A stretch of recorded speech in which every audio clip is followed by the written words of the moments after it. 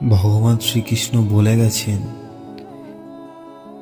যা হয়েছে ভালোর জন্য হয়েছে, যা হচ্ছে সেটাও ভালোর জন্যই হচ্ছে, আর যেটা হবে সেটাও ভালোর জন্যই হবে।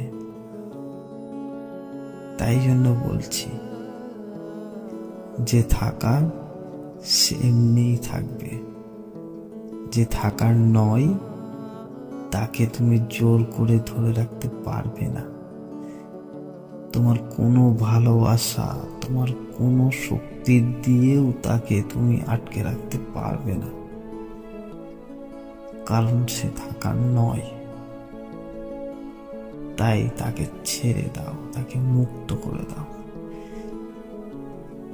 তাকে উঠতে দাও তার আকাশে, কারণ সে তোমার ছিল না। যদি সে তোমার থাকতো তাহলে সে থাকত। সে থাকতে চাইছে না, থাকছে না, তার কারণ হচ্ছে সে তোমার নয়। তাই তুমি তাকে জোর করে কখনোই আটকে রাখতে পারবে না।